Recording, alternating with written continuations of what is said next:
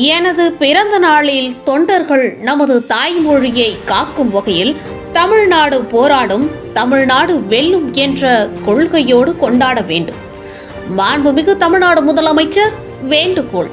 March 1ஆம் தேதி அன்று மாண்புமிகு தமிழ்நாடு முதலமைச்சர் திராவிட முன்னேற்ற கழகத்தின் தலைவர் மு.க. ஸ்டாலின் அவர்கள் பிறந்த நாளை இந்த ஆண்டு கழக தொண்டர்கள் நமது தமிழ்நாட்டின் உயிர் பிரச்சனையான மொழி போரையும் தன்னுடைய உரிமை பிரச்சனையான தொகுதி மறுசீரமைப்பையும் எதிர்கொண்டுள்ளது.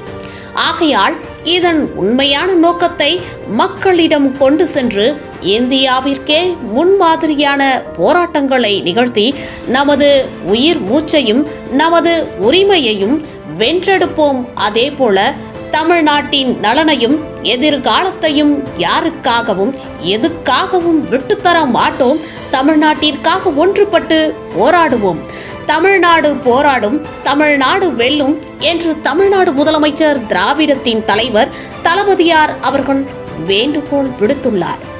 நான் பிறந்த நாள பெரிய அளவில் ஆடம்பரமா ஆர்ப்பாட்ட விழாவா கொண்டாடுறதில்லை. ஆனா கழக உடன்பிறப்புகள் மக்களுக்கான நலத்திட்ட உதவிகள் வழங்குறது, கழக அரசோட சாதனைகளை, கழக கொள்கைகளை எடுத்து சொல்ற பொதுக்கூட்டங்கள் நடத்துறதுன்னு செயல்படுவாங்க.